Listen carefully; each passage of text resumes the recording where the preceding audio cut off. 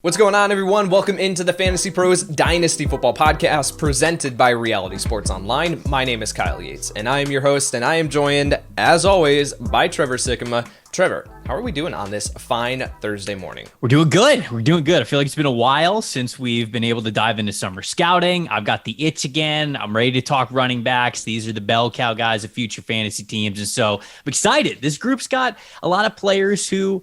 There's a lot of things to look forward to this upcoming college football season. So I want to make sure that we're pointing them out, make sure everybody knows what to look for, how good they could be, where these guys might be drafted. It's going to be a fun podcast, man.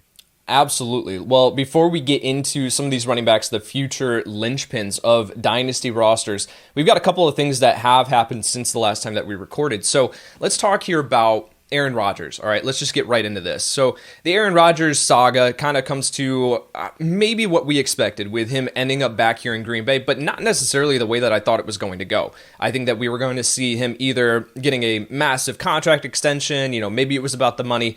It doesn't sound like it was about the money at all. It sounds like he is now positioning himself up to be able to leave after this season. So I want to talk about the dynasty implications of this, not only for Aaron Rodgers and what we're doing with him from a dynasty perspective, because he contemplated retirement is what he said, but it sounds like he wanted to keep playing. It sounds like he's going to keep playing past this year too. So what are we doing with Aaron Rodgers? But then also, how does this cascade down to the rest of this offense with guys like Davante Adams, like Aaron Jones? What are we doing with those guys? So let's talk about Aaron Rodgers here first, and then let's talk about Davante Adams and Aaron Jones. What are you doing now with Aaron Rodgers from a dynasty perspective? First of all, what an incredible training camp arrival. I don't know if there's been a better training camp arrival ever. I mean, the dude shows up, tan, big ass sunglasses, long hair, like the office shirt, and then of course the presser. The presser was incredible. He was unbelievably transparent, and that's why sometimes as fantasy analysts, fantasy owners, we need to try to dig out what the truth was of a press conference, because pro football players, head coaches, GMs, whatever it is, they're really good at just putting on a front, not really giving you too much information. That was not the case at all with Aaron Rodgers. He told you exactly why he was pissed off. He basically told you who he was pissed off at. And so it was fantastic. It just seems like Aaron Rodgers' days in Green Bay are over. I think he's going to play this last season in Green Bay, and then I think that's going to be it. Now, how much further he plays all of a sudden becomes a really big debate, because last year the dude won MVP. It ain't like he's declining, right? Now I'm sure that he's now rejuvenated, ready to get back into it. And the big reason why he continued to say, yes, I contemplated retirement, but I didn't really want to give it up. And that's because of his teammates. He said that he wanted to continue to play football. That camaraderie that former players always talk about is the thing that they miss the most. And so I feel like that's certainly a motivating factor for what brought him back to Green Bay. But if he goes elsewhere, let's say he goes to Denver next year or wherever it's going to be, how much of that, getting to know an entirely new team, an entirely new coaching staff, a cast of guys around him, how much is that going to just keep him wanting to play the game? I don't know how much longer he's going to be there. And that's not because I don't think Aaron Rodgers is going to be good. If we get Aaron Rodgers for another 3 years, if he's in the league for another 3 years, I'm telling you this dude's going to be good. He's going to be good for the next 3 years. But he might hang it up before we really start to see a decline, like, say, we saw with Drew Brees. I just think that that's kind of the mentality it seems like Aaron Rodgers is at this point in his life, along with his career. Until we see that decline happen with Aaron Rodgers, which I don't think that we're anywhere close to it. I mean, the dude is coming off of 48 passing touchdowns and 5 interceptions. Unbelievable, man. Unbelievable. Ridiculous numbers. We're not seeing a decline anytime soon. So I think from a dynasty perspective, we continue to value him as a top 10 dynasty asset. If you want to take some of these younger guys, like a Justin Herbert, that's the opposite end of the spectrum, where you've got Justin Herbert, who's now entering his second year of the league, versus Aaron Rodgers, who's now nearing the end. But I think it all depends on how you want to build your dynasty roster, but do not be scared off of drafting Aaron Rodgers if you are in a dynasty startup, or trading for him if you are a competing team and in a win-now window. I think that he's still going to be really good, not only this year, but then wherever he ends up next year, he's still going to be really, really good. Let's talk about Davante Adams. Last year of his contract, he's been vying for that contract extension. Sounds like those contract extensions, those talks kind of broke off, but then they've kind of resumed now. So Davante Adams, how are we valuing him? Because The majority, I mean, Davante Adams is freaking good, don't get me wrong, but the majority of his value comes from his chemistry with Aaron Rodgers and how much he targets him all over the field. So Davante Adams now, are we bumping him down from that consensus dynasty wide receiver 1 spot? And if so, how far do we move him down? I think you have to, right? At least a little bit, because if you go back to Aaron Rodgers' press conference again, he was very blunt when he said, Green Bay is not exactly a vacation destination. People come to play with me. They come to play for one of the best quarterbacks in the game, and that includes Davante Adams. And I do not doubt for a second that Green Bay is going to offer Adams a contract that will make him the highest paid wide receiver in the NFL. I do not doubt that's coming. But does Adams want to sign it? It seems like there has been plenty of disgruntled players behind the scenes when it comes to how things have been done in Green Bay, how they've treated their veterans, how they treated their current players, all of this. And so I think that goes into the frustration. And like I just said, I really don't see Aaron Rodgers being in Green Bay past this year. He just seems to be checked out. So then if you're Davante Adams, yeah, I mean, okay, the Green Bay Packers are going to make you the highest paid wide receiver in the game. So are a bunch of other teams, you know what I'm saying? So there's no big need to stay there, but no matter where he goes, is it ever going to be as good as Rodgers, right? I mean, because this is a guy who I believe it's 4 out of the last 5 years he's had double-digit touchdowns. He's just Rodgers' go-to guy at all times, no matter what. He had 1,300 yards 3 years ago, had 1,300 yards last year, and so when Rodgers has been in there, Davante's that top-tier wide receiver 1. If he goes to another team, maybe he becomes more like an Allen Robinson kind of a player, which is still a good wide receiver, but not as good as what you think he could be if he was playing with an elite quarterback. So I feel like Davante Adams might be on the cusp of that Allen Robinson kind of journey where he's about to bounce around to a couple teams, not really have the best quarterbacks.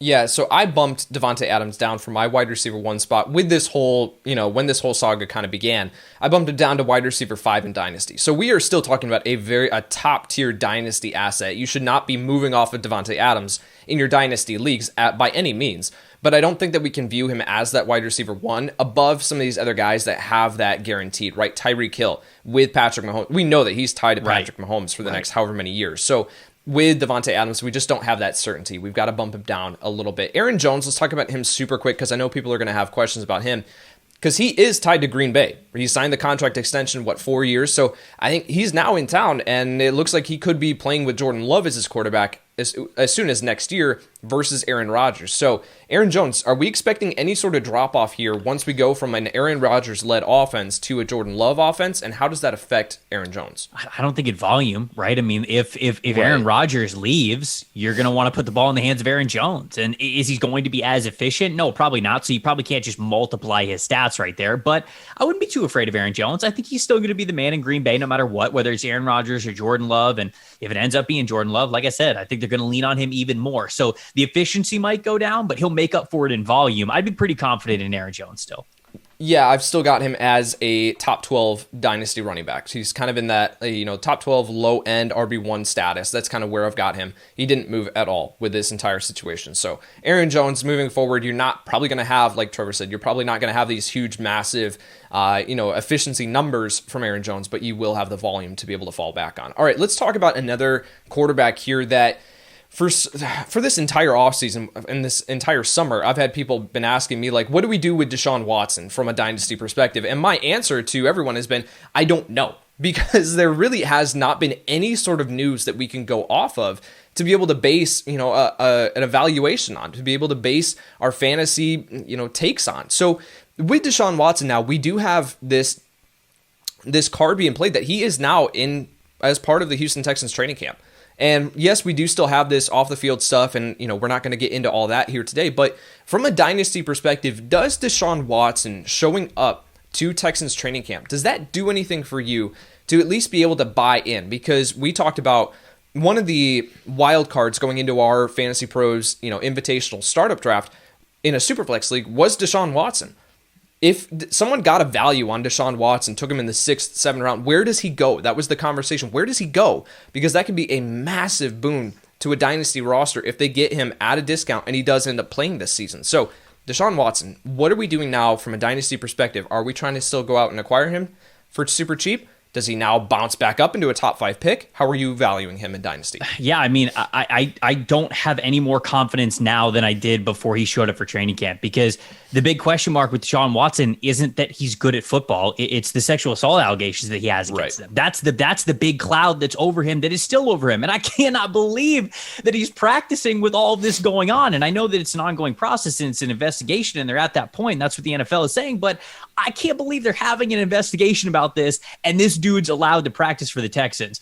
I didn't really think the football was going to be the big issue for him, because it's not like you could look at Deshaun Watson's situation for the Texans and think, if he gets traded, he might go to a worse situation. He ain't going to a worse situation. The Texans nothing suck. Worse. So if you had faith that he was going to come back and play, then that was going to be true no matter what. Wherever he goes, if it's not in Houston, it's literally an upgrade. It doesn't matter. Houston's the worst team in the NFL right now. So if you had confidence in that, I suppose that you're still going to have confidence today. But my answer is still, I don't know, because the football part of it, him being out on the practice field, whether it was with the Texans or somewhere else, that was never the issue to me. The issue is clearly the sexual assault allegations that he has against him that's a massive cloud around him going forward.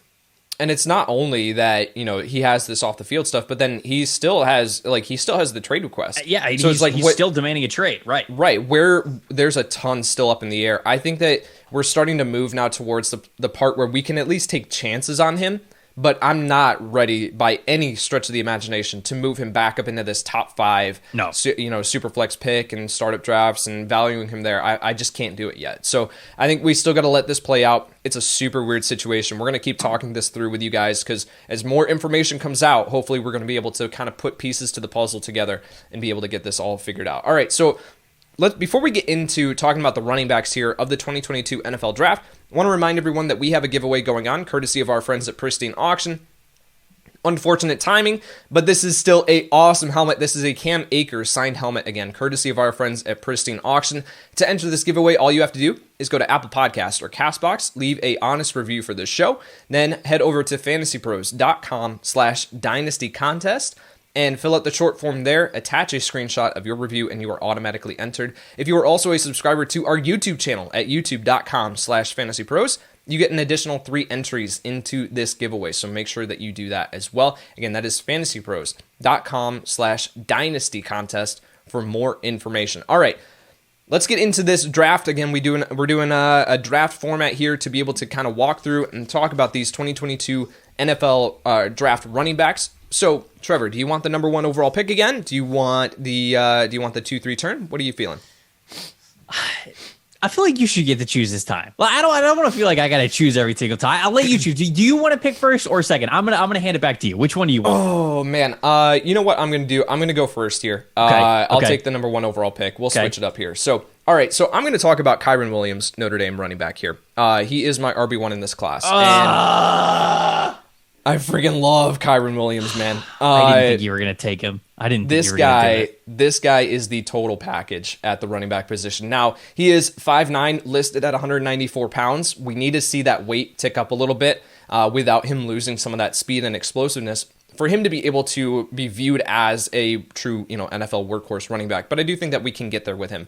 But total package at running back. He's a smooth runner in between the tackles with just excellent footwork. His ability to be able to set up his runs, to be able to shuffle his feet, keep his feet underneath them, solid base, to then be able to move horizontally and laterally, to be able to set up to hit other holes that have opened up, able to control his momentum so well. Able to make defenders miss in a phone booth. There's a play from the Alabama game where he is met behind the line of scrimmage by 2 different players, and he's just able to stop and start and be able to break those angles and then explode through, be able to pick up additional yardage on that play that should have been an easy loss. Fantastic top-end speed. In a class that I really want your opinion on this, in a class that really does not have a ton of speed and explosiveness, there's some really good players in this class, but not like a Travis Etienne, not a guy who can take the top off.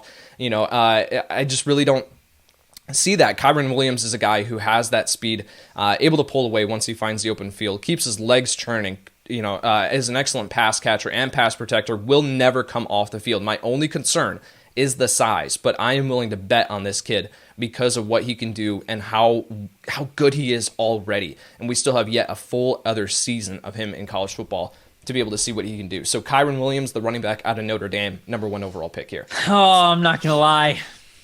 I didn't think you were going to take him. Kyren Williams is also my RB1 in this class. And I think, I haven't read everybody's work yet. And the reason why is not because I don't respect other people's work. It's because I like to form my own opinions before I go and read other people's stuff. And so I'm just kind of getting around to seeing people's rankings early on in the season. And I, to my knowledge, am the only one who have Kyren Williams at RB1. Clearly, now I'm the second one because you picked him here as RB1. But I think everybody likes him.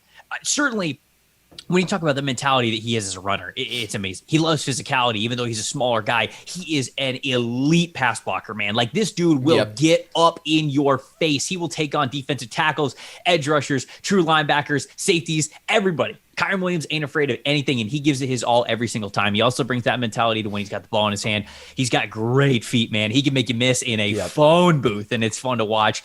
People question the long speed. People wonder if Kyren Williams really has that long speed to make a difference. I think he does. And with that being the case, if I could check that box, I think you get a really complete running back. So I love Kyren Williams as well. I thought you were going to leave him for me, but I'm going to pick two athletes here because you mentioned it. This class it's got a handful of really nice running backs, but the top tier athleticism kind of guys, it's just not as easy to see right now. We have a full season to see who might emerge, who might kind of like come out of nowhere to really make a name for themselves. And it happens all the time with running backs. But first guy I'm going to pick Eric Gray. And Eric Gray was the running back at Tennessee for the last 2 years. Now he is with Oklahoma. And boy, is this guy going to put up some numbers. Eric Gray has that athleticism, man. When you go to check that box, he's got it. The art of being in control at full speed is something that I don't think it's talked about enough. And Eric Gray is accelerating at a very high level and yet putting his foot in the ground and yet really setting up defenders, getting to open space, making guys miss, breaking tackles, things like that. I think that he really brings a top-end athleticism to the position. He's going to put up monster numbers at Oklahoma, I think. And Kyle, he's wearing number 0 for the Oklahoma Sooners. Oh, so yeah, RB1. What are we doing? So yeah, I'll trade you for Kyren Williams. No, I'm kidding. Nope. So I'm gonna go with Eric Gray for my first selection, and then my second selection, I'm gonna go with Zamir White, the running back from Georgia. This is I'm getting the measurements right here: 6'1", 6'2" ish, 215, 220 pound running back. That's a big boy. This is a big boy. Big boy, and he was a former 5-star recruit, number 1 running back in the country when he was coming out, goes to Georgia.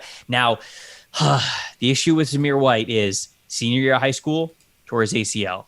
First year at Georgia, tore his ACL. And it sucks because anytime you put those kind of major injuries on a bigger body, you're just always going to be scared. And the thing with Zamir White right now is, with his body type comes power. You already know that. He's already got tree trunks for legs. He's awful to tackle. You better bring your friends or you're not bringing him down.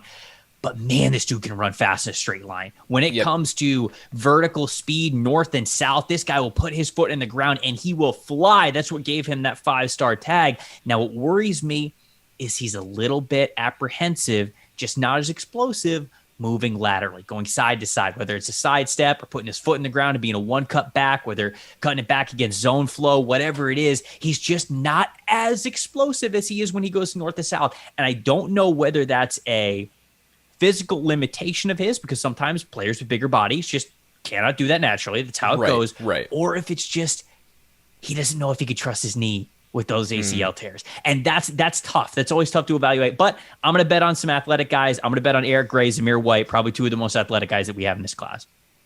I love Zeus. I nickname love his Zeus. film. Nickname Zeus too. Like, what are we talking about with Eric Gray as RB1? Let's put Zeus here, right? No, I think with Zamir White, he's one of these guys that is a ton of fun to watch because you can see the traits and how they translate to the NFL, right? Sure. Because with his size, he's already got that, but then tremendous instincts and just awareness at the position. He's got this like hezzy step, like at the line of scrimmage, that he's just able to delay just slightly to be able to allow his blocker to be able to move that defender to then be able to open up that running lane. I do see what you're talking about with the hesitancy to jump multiple gaps to be able to kind of move horizontally. I think it's there, but not enough where we could potentially see him take his game to the next level. Excuse me. So I think with Zamir White, a ton of fun to watch. I am really surprised though that you left this player here for me because he is kind of in this at least, and I'm kind of the same way that you are like, I have not listened to anyone else as far as rankings for the upcoming class. I've done my film work and I've kind of stayed away from it. But I've heard really good things about Breece Hall from Iowa State. And so I'm really surprised that you left Breece Hall here for me, because when I watched his film, I saw a really, really well-rounded player. Now, I don't think that he has one of these like elite traits that we can fall back on and say like, this is, what he's going to be able to succeed. It was Travis Etienne with his speed, right? It was Jonathan Taylor with his power plus his speed. Like, I don't think that we have that with Breece Hall, but I do see an incredibly smart and intelligent running back prospect that just has has tremendous vision at the line of scrimmage, finds the delicate balance. I wrote this down: delicate balance of patience versus decisiveness. Like, he's able to approach the line of scrimmage, but then when he wants to find that hole and he knows that he has to get upfield, he's going to put his foot down and he's going to accelerate through. So I think really good and natural pass catcher out of the backfield too, runs with good power. He's at 6'1", 216 is what he's listed at. I think he's a little bit under that, but I think he's got everything there. He's capable in pass protection as well, and does have a little bit of juice when he gets to the open field. Again, not anything that I'm going to be able to say like he's going to break away 50-yard runs, but enough there that he's going to be able to succeed in the NFL. You can see that he's watched David Montgomery. Like, you can see that from the time at Iowa State that he's like watched David Montgomery, right? And maybe he was coached very similarly, right? Like, I just think that they got a very, very similar skill set, but Breece Hall, really, really well-rounded player. I like him. So I'll go Breece Hall here. Man, just such a patient runner, man. It's so rare, I think, when you find a college football running back who understands how to exactly attack defenses, whether it's inside zone, outside zone, whether he's running behind duo, counter plays, whatever it is. He just has such a great understanding of, am I targeting the guard's outside shoulder? Am I targeting the tight end's outside shoulder? Am I, waiting? Am I being patient because I know this pulling blockers coming from the opposite side of the line of scrimmage? He gets it. And I think that he follows his blockers so well. And because of that, you see an efficient runner. You see a guy who's going to pick up 4 or 5 yards for you guaranteed, because he's waiting and he's looking exactly where he needs to look. My biggest area of concern with Breece Hall is his overall athleticism, because Breece Hall does a great job of getting to that second level and finding green grass before it opens up, which I think really goes into ball carrier vision. And I think that that's definitely an art.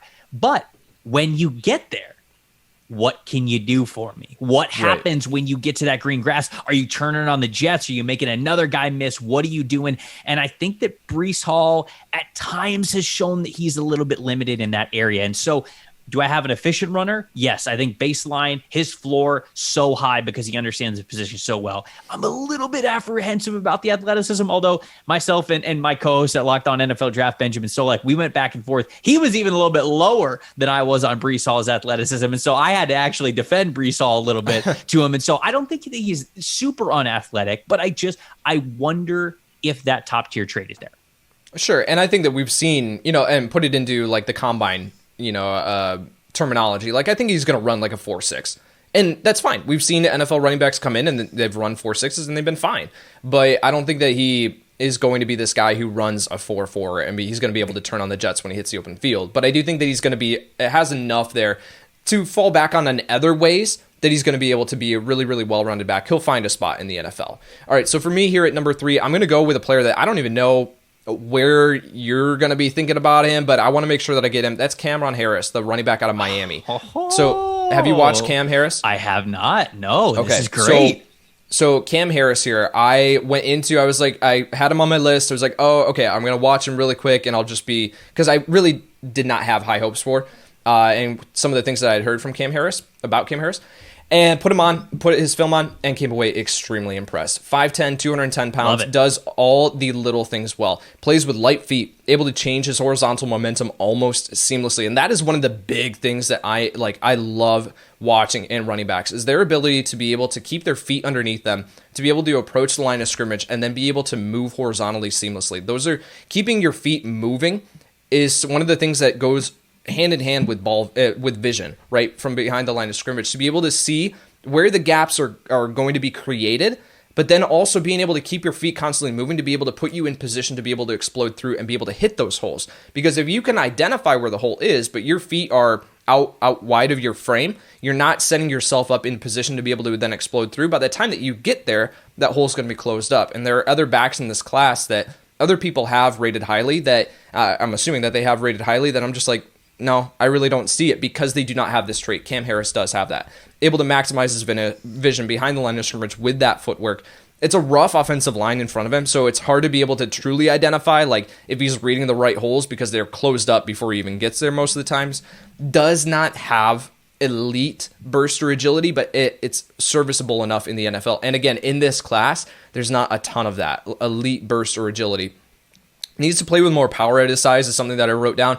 Is not really willing to like lower his shoulder and lower that pad level to be able to drive through defenders. I think if we see him add that aspect to his game, that's something that I wrote about Najee Harris a couple years ago. It was like, Najee Harris, lower your pad level and bowl through a defender. Right, you're a beast. Go through the defender, and he was always kind of looking to dance around the defender. Mm-hmm. I kind of see that with Cam Harris. Be able to lower your shoulder, be able to lower your pad level, drive through. That's something that he's got to improve. Good pass catcher out of the backfield, shows promise in pass protection.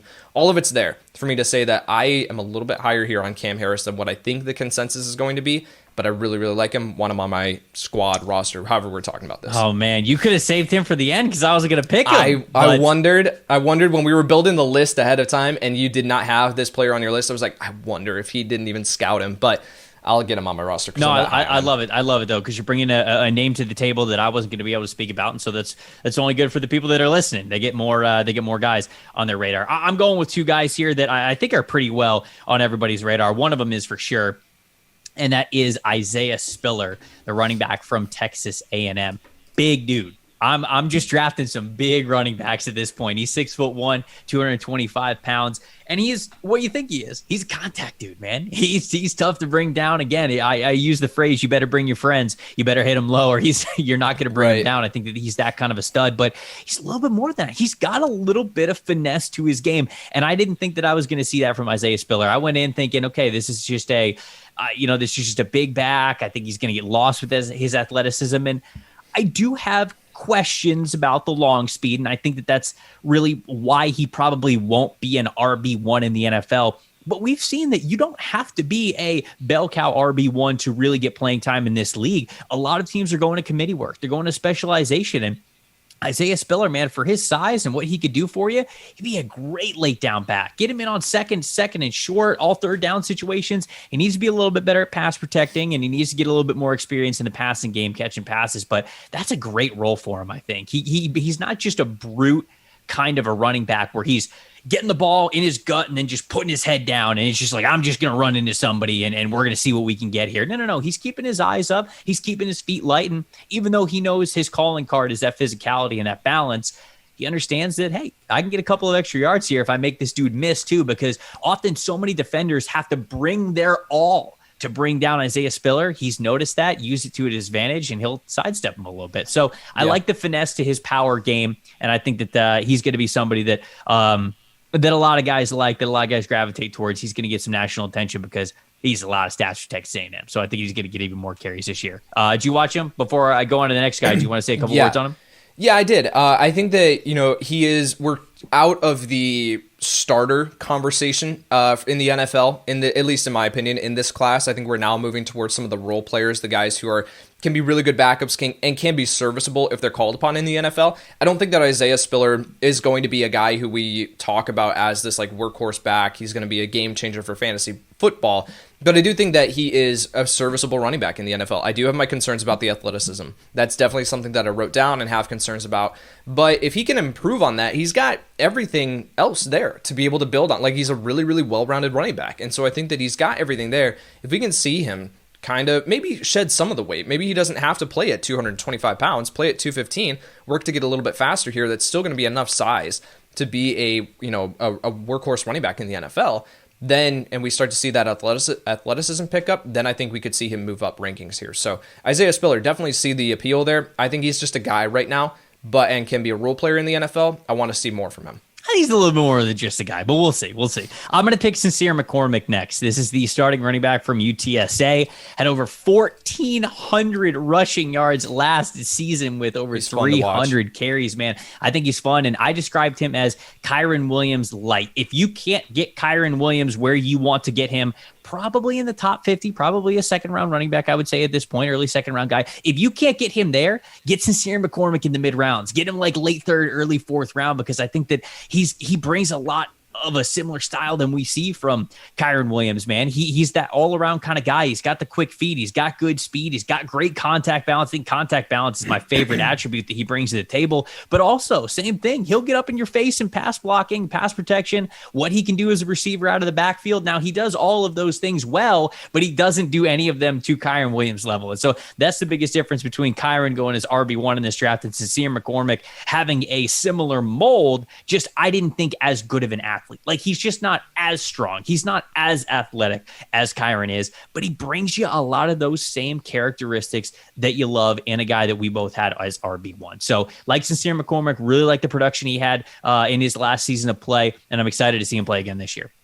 Yeah, I definitely get the appeal with Sincere McCormick. The talent or the competition, level there is going to be a concern. So he's got to dominate again like he did last year.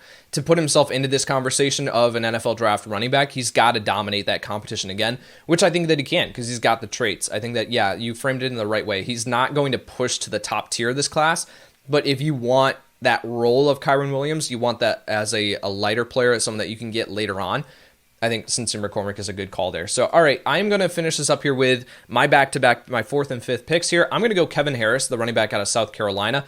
Again, nice. a big boy here, 5'10", 225 pounds. When you put on the tape, stay with me, just from a pure, like, you're watching him run and approaching the line of scrimmage, you see him on the field, he's going to remind people of Jonathan Taylor. We're going to get some Jonathan Taylor comps here. Hold on. You're gonna get some comps of Jonathan Taylor as we move into next year in the pre-draft process. However, he has nowhere near the amount of burst or long speed that JT had coming out of Wisconsin. So that's where the comparisons stop. You look at the body, the overall physique, and that's kind of where the comparisons stop. But I guarantee that we're gonna see it. I guarantee that we're gonna see someone say that he's Jonathan Taylor coming out. Good vision when approaching the line of scrimmage, able to plant his foot, change directions horizontally well for a player of his size. Again, at 225 pounds. For him to be able to approach the line of scrimmage and shuffle his feet as well as he does is impressive. Runs with power. I mean, you want power in this class. Able to lower all 225 pounds of his frame and blow back incoming defenders. Really good contact balance too. Able to keep his legs moving, shed tacklers well, and an excellent pass catcher out of the backfield. I was really, really impressed. Again, for a player who is as big as he is, this is not typically what you see for these types of running backs and the roles that they have. Excellent pass catcher out of the backfield. Bit of a liability in pass protection, though. I think that he's got to shore that up. Needs to learn how to be able to anchor a little bit better. He's got the body to do it, though. He does have the body to do it. I don't have a doubt about that because he seems like a hard worker, too. Yeah, he can definitely get there. So a really intriguing prospect for me that has the traits, but just needs to improve that burst in speed and this is the way that I wrote it, if he's going to ascend into the top tier of this class. I think that he's, again, in this role player, backup running back, can step in and can be really good. If he can improve that burst and long speed, I think that he's got a chance to push into the top 5 of this class. So Kevin Harris here, the running back out of South Carolina. Any words on Kevin Harris before I move on? No, I mean, that's, I like him a lot. They leaned on him when South Carolina quite literally had nothing else on offense, and he rewarded them time and time again. I think he's a big bruiser. He's got great contact balance. He knows how to break tackles, but he also, like Isaiah Spiller, gives you a little bit of finesse in there. He's not gonna give you explosion down the field, but he gives you a little bit of finesse in his game too, which shows that he's smart. He's not just a weight room meathead guy. He's a smart running back, and I'm excited to see him again this year. All right, so for my fifth player here, I'm going with we went with Kevin Harris, who was 225 pounds. Let's go with a completely opposite player. Let's go James Cook here, the running back out of Georgia. Nice. Dalvin Cook's younger brother here, 5'11", 181 pounds is what he has listed at, and I believe it. He's a slight player here, exciting playmaker out of the backfield, though. So while he doesn't have the prototypical size to be a bell cow running back in the NFL, he will fill a very, very valuable role for an NFL roster as the pass-catching back out of the backfield. Think of Nyheim Hines. Think of J.D. McKissick when you're talking about James Cook, because his ability as a pass catcher, there are some throws that it was Bennett was throwing his way on film that I was watching in the games. Bad. He's bad. Yeah, but I mean, nowhere near the breadbasket, right? And James Cook is able to just go way outside of his radius, reel in a very, very difficult catch with excellent concentration. So I think that he is going to be a guy, and they line him up out wide, and they throw 9 routes to him. Like it's really fun to watch and how they utilize him. So James Cook here, he's not going to be this guy that we talk about getting 30, or I'm sorry, I looked at the time on and said 30. You could have said it 30 yards per carry, 30 catches a game, 30, I don't know. That you're not going to give 15 plus carries to per game, but he can be a guy that can soak up targets out of the backfield. And again, that's a very, very valuable role in the NFL. So James Cook here as my 5th player. Any thoughts on James Cook before we move on to your final player? Yeah, best way I could describe James Cook is when you watch him play, even if you did not know his last name, you'd be like, this dude runs like Dalvin. Like he does. Like he does. Mm-hmm. He runs like Dalvin Cook. They look very similar as players. The biggest difference is Dalvin's got 20 more pounds on him. And it's 20 more pounds of athleticism. It's not just like 20 more pounds of fat or just like weight that isn't useful. Dalvin is so unique because he is as big as he is, and that just makes him more explosive, more controlled, better balance, better tackle breaking, everything. He is a beast. And James Cook runs similarly to Dalvin, with 20 pounds less athleticism. And that means less speed, less explosiveness, less balance. But I do think that he brings plenty of football skill sets, especially on third down as a receiving kind of back. Now, he's got to get way better at pass blocking. If you want to get on the field, if you want to get on the field as a receiving back, you better be able to pass block. And he does not even have that approach to the game right now. So he's got to get way better at that. But if he can, I think we got a good scat back and a guy who could be a good receiving back. Yep, for sure. All right, let's go with your final player here. All right, my last player, handful of guys I could go with. I'm going with Zonovan Night. The running back out of NC State. He is the team's leading yards from scrimmage player, and I think that they're going to lean on him again. Devin Leary's back at quarterback, and I'm excited to see what he could do. They still have a Mecca Mazy at wide receiver, and so they've got a couple of different options there, but I really do think that entire offense is going to run through Zonovan Night, kind of like it did last year. Nicknamed Bam, so they just call him Bam Knight, and so I think that that's a fantastic nickname as well. He runs, talk about stylistically, he runs like Leonard Fournette did when he was at LSU. Just like angry, aggressive, gonna get in your face, gonna bounce off the tackle, gonna keep the legs moving. Now, he's not the athlete that Leonard Fournette was, but he's not too shabby either. I think that he's a really nice running back prospect who gives you, like I said, an aggressive running style, who's always going to try to get the most yards after contact that he possibly can. I think he'd do a little bit better job of avoiding contact more than welcoming it. But I do think that he's got a great skill set. And if he gets a little bit more patient, if he gets a little bit more vision, a little bit more... if you could entice this guy with open field space more than you can just running over somebody, I really do think that you're going to have a pretty nice running back. So I'll round it out here with Zonovan Knight, the running back out of NC State. I did not get a chance to watch him yet, so I will definitely cue him up. You've got Cam Harris. I've got Zonovan Knight. We'll go back and watch, and we'll let each other know what we think. Yep. All right. So the rosters here. Trevor, you ended up with Eric Gray, the running back out of Oklahoma, Zamir White out of Georgia, Isaiah Spiller, Texas A&M, Sincere McCormick out of UTSA, and Zonovan Knight of NC State. I've got Kyren Williams out of Notre Dame, Breece Hall, Iowa State, Camron Harris out of Miami, Kevin Harris, like the Harris last names here, Kevin Harris out of South Carolina, and James Cook, the running back out of Georgia. Are there any other guys that you wanted to just talk about really quick? There's a guy that I think we should at least touch on to get our thoughts here. That's Jerrion Ealy. Oh, yeah, Ole Miss. that's what I was going to name. A lot of people have high hopes for Jerrion Ealy. So I wanted your opinion here because he did not make our top 10. So right. Jerrion Ealy here, what are your thoughts here on this player? He's a two-sport athlete, also plays baseball for Ole Miss, and I think that you can just tell that they put this guy in the backfield on the football team because he's that athletic, and he really is. And he's more of that ATH athlete label than he is a true running back right now. He doesn't really have the best running back vision. He doesn't know how to set defenders up. Sometimes he doesn't always follow his blocks the way that he needs to. Sometimes the rhythm and the patience in plays just isn't always there. But when you get this guy in open space and when you tell him, hey, there's a defender in front of you, go make a miss, he'll be like, okay, and he'll do it. And that's just how athletic this guy is. And so I'm hoping another year under his belt. gets him a little bit more experience. He looks a little bit more poised, more patient towards what he's doing because he's got some really nice athleticism to play. Yeah, I've got written down that he's a very upright runner, runs with a narrow base, which limits his change of direction ability, but excellent burst in speed. So you can definitely see that he's got the athleticism. I like how you frame that he's more of an ATH than he is a running back at this point. So I think that if he can continue to develop, I think he's got a future in the NFL, but he did not rank out very highly for me based on my film grades. Can I give one more shout out? Yeah.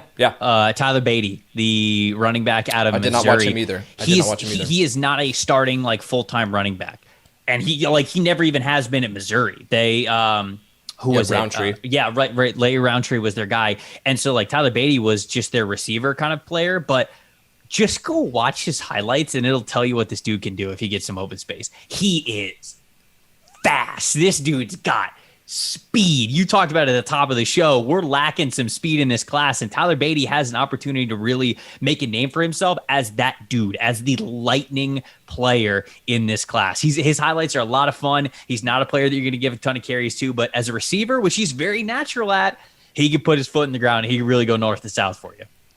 Perfect. So as far as overall takeaways from this class, I think that is a really solid class. I think that there's some depth here and some players that I really do like. I don't think that we're going to come anywhere close to Jonathan Taylor, Cam Akers, DeAndre Swift, that class. I don't think that we're going to come anywhere close to it. So from a dynasty perspective, I think that we just need to value this class a little bit less than what we have with previous ones. Where would you put this in comparison to the 2021 with Etienne, Najee Harris, Davante Williams at the top? How would you rank this class in comparison to them? I would say that this class, I would say, is still a step down from that class. But at the same time, we didn't really know Javonte Williams going into the year. You know, we didn't really know Michael Carter going into the year. It was just Najee Harris and Travis Etienne.